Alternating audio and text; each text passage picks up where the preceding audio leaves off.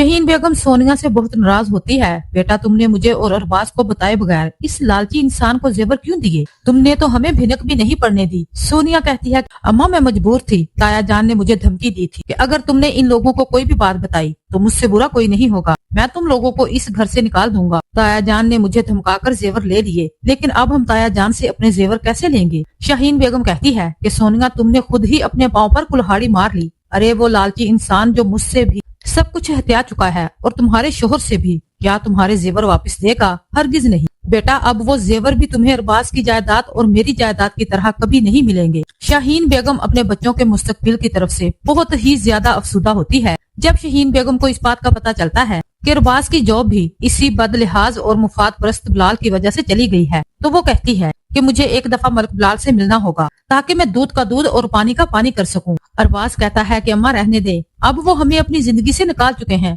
मैं तो किसी को मुंह दिखाने के काबिल नहीं रहा अम्मा, पूरे ऑफिस में बल्कि पूरे मोहल्ले के लोग मुझ पर थू थू कर रहे हैं कि मैंने अपनी बहन पर ही हाथ डाला।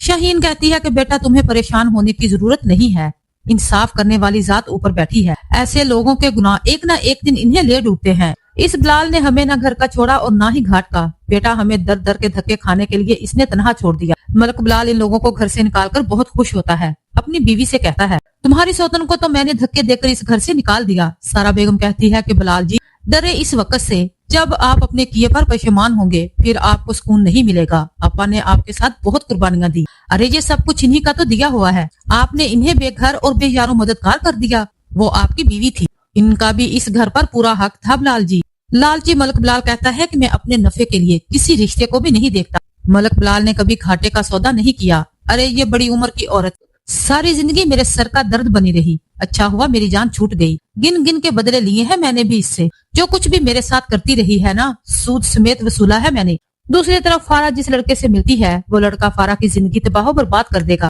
तब मलिक बिलाल को पता चलेगा कि दूसरों की बेटियों को धक्के देकर घर से कैसे निकाला जाता है। इधर आप देखेंगे कि दानिया, जिसे मामी और वलीद अंदर ही अंदर मजबूर कर रहे हैं कि तुम अपनी माँ और अपने भाई से हमारी बेइज्जती का बदला लोगी। दानिया बेचारी अपने मामू के सामने भी बुरी बन चुकी है। इसका मामू कहता है कि दानिया बेटा, ऐसा नहीं करते, वो तुम्हारी माँ है, अगर इसने कुछ कहा है तो इसका हक बनता है। और हाँ, मैं अपनी बहन के खिलाफ कोई भी बात नहीं सुनूंगा।